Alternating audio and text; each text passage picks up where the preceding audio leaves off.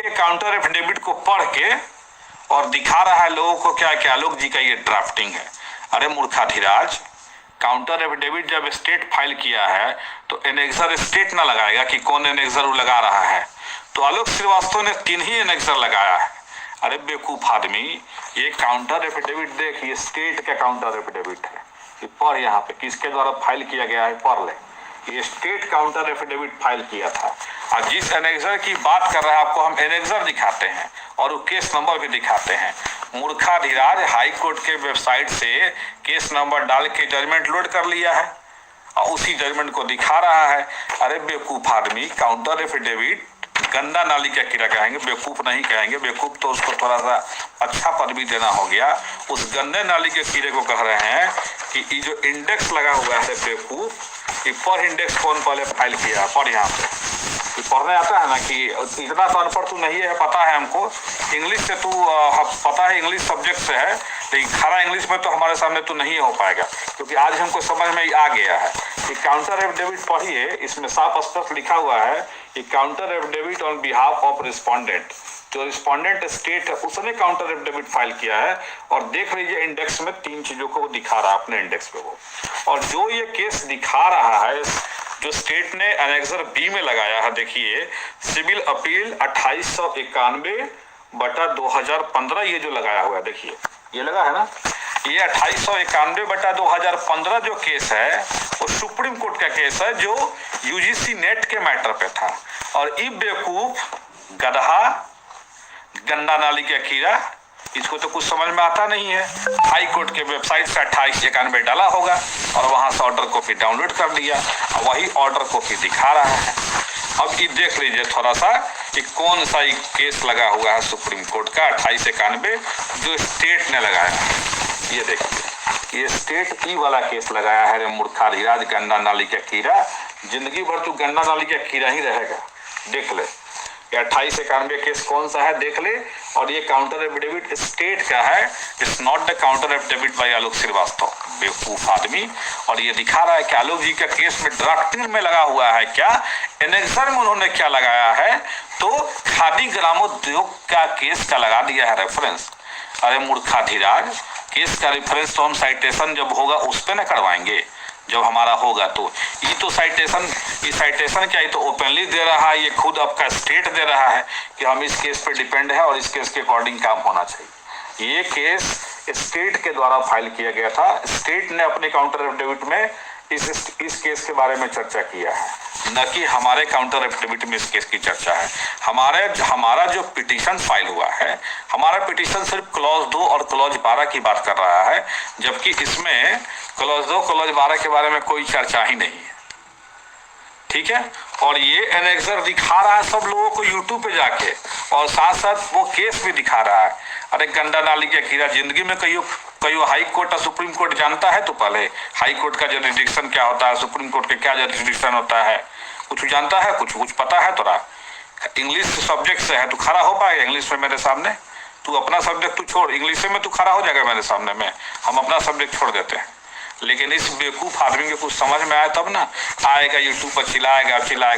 देखो इन सबका जो मोटिव है ना, इन सबका सिर्फ एक मोटिव है, लोगों को ठगना, नथिंग एल्स। कोई इन लोग का मोटिव नहीं है। इन लोग का बस एक मोटिव है कि कैसे लोगों को हम ठगे, लोग हमको केस करने के लिए कैसे पैसा दे। आलोक श्रीवास्तव को लोग पैसा क्यों देता है केस करने के लिए? हमको पैसा दे कि हम केस लड़े। देखिए जाके प्राइमरी में भी कह रहा है कि PIL किए हुए हैं, STT में भी PIL किए हुए हैं, बट सबका मेन कंसर्न क्या है? ओवरऑल आएगा क्या कि हमारे बेरोजगार, शिक्षा बेकार बेरोजगार के साथ आप जुड़िए और हमको केस में पैसा दीजिए ताकि हम केस लड़े। अरे आलोक श्रीवास्तव लड़ा था केस, कुछ देख ही रहे हैं, तो लोग हमें जानते हैं कि हमने केस लड़ा और हम बहुत दिन से प्रयास कर रहे हैं कि STT का रिजल्ट है और STT की भर्ती प्रक्रिया आगे बढ़े। लेकिन इस बेवकूफ को समझ में नहीं आ रहा है। इसको बस लगता है क्या कि जो ई करेगा वही अच्छा है। अब देखो ये एक साइको का देखिए रहे हैं आप कुछ दिन से, वो साइको हो गया है। साइको होकर दिन भर में 10, लेकिन अधजल गगरी छलकत जाए कहावत सुने होंगे। अधजल गगरी है तुरंत छलक जाता है, चलिए अब इन कुत्तों की बात करके टाइम वेस्ट नहीं करना है। कुत्ता बोल रही है, सॉरी फिर से, गन्ना नाली का कीड़ा, इसके बारे में बात करके टाइम वेस्ट नहीं करना है। काउंटर पे चर्चा कर लेते हैं, काउंटर में क्या है और क्या काउंटर में दिया गया है उसको देख लेते हैं। और देखिए काउंटर में ओवरऑल जो काउंटर है, काउंटर का 2-3 पॉइंट मैंने देखा जिसमें गलत स्टेट के द्वारा गलती की गई है। स्टेट ने जो हमें काउंटर दिया उसमें स्टेट ने गलती किया। काउंटर के पॉइंट नंबर 9 में वो दे रहे हैं क्या कि ये लोग जो पिटिशनर हैं ये 12 मार्च के रिजल्ट में क्वालिफाइड थे, 12 मार्च के रिजल्ट में क्वालिफाइड थे, लेकिन 21 जून के रिजल्ट में ये नॉट इन मेरिट लिस्ट में है। जबकि इनको पता होना चाहिए कि हम लोग मेरिट लिस्ट में हैं और हम लोगों ने मेरिट लिस्ट के ही बात कहा है उसमें, लेकिन ये हमको दिखा रहे हैं कि नॉट इन मेरिट वाले कैंडिडेट हैं लोग। देखिए ये तो काउंटर है स्टेट का, पता नहीं कैसे लोग पढ़ता है, क्या पढ़ के ये लोग काउंटर फाइल किया है। और देखिए और क्या काउंटर में है, petitioner have also raised their grievance from the order date 26/6/2021। देखिए इन लोगों ने कैसे गेम प्लानिंग, देखिए इन लोगों का क्या है, इन लोगों का गेम प्लानिंग क्या है कि ये पिटिशनर 26 जून के लेटर को रद्द कराने की मांग कर रहे हैं।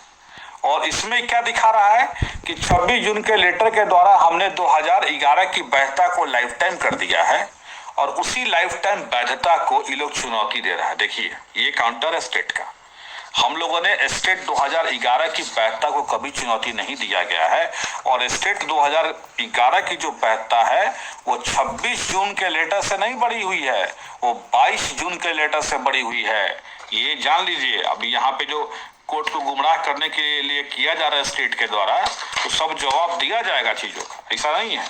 ये बता रहे हैं कि 26 जून का जो लेटर है, 26 जून के लेटर के द्वारा जो है स्टेट की वैधता बढ़ी और स्टेट की वैधता जो बढ़ी है 26 जून के लेटर के द्वारा, उस वैधता को ये लोग चुनौती दे रहे हैं। जबकि वास्तविकता ये है कि 26 जून के लेटर की वैधता नहीं बढ़ी है, 26 जून के लेटर से, वो 22 जून के लेटर से वैधता बढ़ी है। 26 जून के लेटर से तो उन्होंने मेरिट और नॉट मेरिट को इक्वली क्लब किया था, वो हम लोगों ने कहा कि नहीं इक्वली क्लब नहीं होना चाहिए, ये हम लोगों ने कहा था। तो ये चीजें दिखाई गई हैं स्टेट के द्वारा। ओवरऑल जो मैंने पढ़ा, जो ओवरऑल हम लोग का ये मतलब फोन आ रहा है और थोड़ा डिस्टर्बेंस हो रहा है। ओवरऑल जो काउंटर एफिडेविट का जो हमने पढ़ा, ओवरऑल फैक्ट मैं बताता हूँ क्या स्टेट का प्ली है। स्टेट का पहला प्ली है कि 26 जून के लेटर को ये लोग रद्द करने की जो मांग कर रहा है, उस लेटर में हमने स्टेट की जबकि स्टेट की बाध्यता 26 जून के लेटर से नहीं बढ़ी है, बल्कि स्टेट की बाध्यता बढ़ी हुई है आपको 22 जून के लेटर। ठीक है, तो ये चीज था उसमें। तो ये लोग बस उसके तरफ खेल रहे हैं कि वो 11 की वैधता को लोग चुनौती दे रहा है, जबकि ऐसा कोई बात नहीं, 11 की वैधता को तो हम लोग चुनौती दिए ही नहीं है। फिर उसके बाद इनका कहना है कि राइट टू कंसिडरेशन केवल आपका है, आपको जो है केवल कंसिडर किया जाएगा, इसका राइट आपको मिला हुआ है। अभी आपको अपॉइंटमेंट का राइट नहीं मिला हुआ है। तो राइट टू कंसिडरेशन है, बट राइट टू कंसिडरेशन किसके लिए है? Who will be given this right for consideration? एक लाइन क्लॉज 2 क्लॉज 12 का चर्चा कुछ भी नहीं है। इवन ये लोग कह रहा है कि क्या कि बिहार बोर्ड ने जो एरर कर दिया रिजल्ट देने में, मेरिट और नॉट मेरिट का कॉलम लगा दिया, इसी को देखने के लिए हमने एक कमेटी बनाया और कमेटी ने अपना रिपोर्ट दिया और उसके अकॉर्डिंग हमने एक्ट किया। जबकि वास्तविकता ये है कि बिहार बोर्ड ने गलती जब किया 12 मार्च को, तभी तो आपको वो लेटर भेजा था ना, जो लेटर का जवाब में आप भेजे कि हाँ इसी फॉर्मेट में रिजल्ट जारी करिए। तो लेटर हम लोग लगाएंगे और दिखाएंगे कोर्ट में कि देखिए ये लेटर ही कह रहा है कि हमने कमेटी बनाया है बिहार बोर्ड के एरर के द्वारा, जब बिहार बोर्ड ऑलरेडी आपको भेज चुका है कि हम इस फॉर्मेट में रिजल्ट देने जा रहे हैं, 15वां कॉलम लगा रहे हैं मेरिट का, और आप उस पर अप्रूवल दे रहे हैं, कह रहे हैं कि बिहार बोर्ड स्टैच्यूटरी बॉडी है, वो अपना रिजल्ट कैसे जारी करना है उसको पता होना चाहिए। तो जब ऑलरेडी वो फॉर्मेट आपको भेजा गया था और आप उस फॉर्मेट को जानते थे, इसके बाद भी आप कह रहे हैं कि नहीं एरर हो गया, तो ये एरर अब देखना है कि कोर्ट आपके एरर को कितना माफ करेगा। अब ये देखने वाली बात होगी।